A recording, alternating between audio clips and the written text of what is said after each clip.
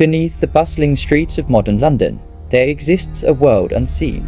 A world of endless tunnels, sealed doors, echoing voids, and forgotten passageways that crisscross beneath the surface like veins under skin. The London Underground, the oldest subway system in the world, is far more than a marvel of Victorian engineering.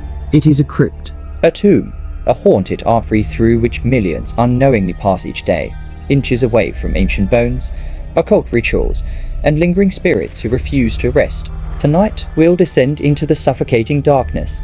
We'll walk through the forgotten corridors and the ghost stations, and we'll hear the stories the once told by workers too afraid to speak their names aloud. Because beneath London, there's more than just dirt and stone. There's something waiting, something watching. This is the cursed history of the London Underground. The first tracks were laid in the mid-19th century. London, swollen with industry and overcrowded with bodies, both living and dead, faced a crisis. Above ground, the cemeteries were overflowing. Graves were dug so shallow, rain would unearth rotting coffins, leaving the streets stained with the reek of decomposition. When plans for the underground were drafted, they cut through the heart of this ancient burial soil. Workers dug through plague pits, Roman mass graves, and unmarked plots holding centuries of forgotten dead. Each tunnel carved not just through earth, but through the flesh and bones of London's history. There were reports hushed at the time of workers quitting the job after seeing skeletal hands curled from the tunnel walls, the bones seemingly fused into the earth itself. Some claimed the ground would shift at night, as if disturbed by something moving just below the surface. Not rats, not groundwater, something else. Something that knew it had been disturbed. There are ghost stations all across London, abandoned stops, sealed platforms, and half-finished corridors that the public never sees. Their entrances are bricked over, their names erased from maps, but some of them were never meant to be abandoned. Some were swallowed by something deeper. At British Museum Station, closed in 1933, workers whispered about strange figures appearing at the edge of their lantern light. Pale, sunken things with mouths that didn't move, but eyes that followed you down the tunnel. Some said they were spirits of the ancient dead, guardians of relics buried beneath the museum, disturbed when the station was dug to close. There were stories of doors opening to staircases that didn't lead anywhere, of hearing footsteps pacing above the tracks long after the station was sealed. Those stairs are still there. The London Underground is a place of perpetual motion. Trains arrive, doors open, and bodies flow in and out like blood through veins. But not all passengers are alive. Commuters at Bank Station, one of the oldest and deepest, have reported a spectral figure, dressed in mourning clothes, wandering the platform.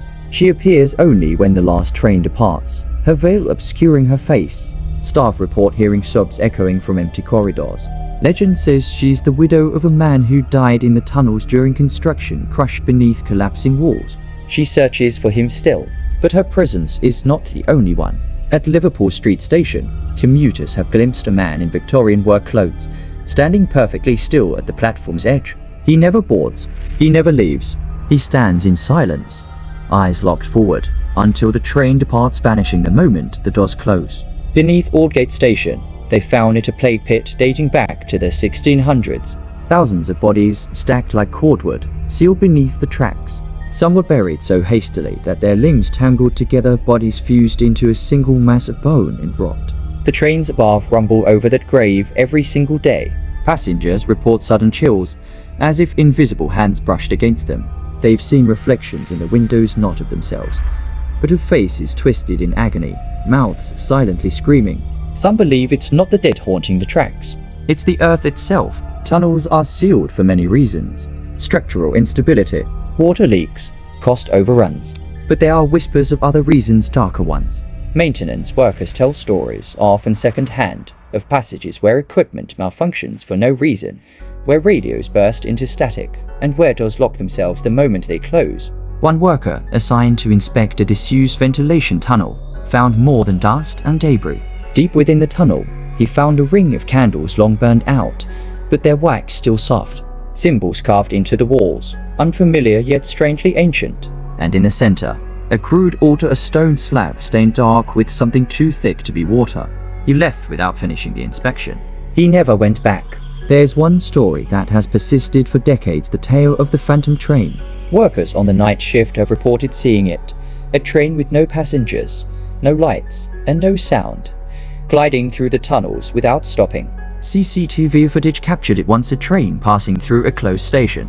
No records of it exist in the control room logs. No drivers reported it. It was never scheduled. It was never supposed to be there, but it was. London Underground workers are a superstitious lot. Even today, many refuse to walk certain corridors alone. There are tunnels where footsteps always follow yours, even when no one else is working. There are doors that refuse to stay closed, no matter how many times they're sealed. One worker recounted hearing a knock faint rhythmic from the inside of a bricked-over tunnel wall. He assumed it was an echo, until it started spelling out letters. 3 knocks. Pause. 1 knock. Pause. 4 knocks. He quit the next day. The fear of the London Underground is not just about ghosts. It's the fear of being swallowed. The fear of descending into a place older than memory, where every step takes you closer to something you can't see, can't understand, but know is waiting. The tunnels breathe. They shift. They remember. Every footstep echoes through decades of disturbed soil, over the bones of the forgotten, through corridors built where no light was meant to shine.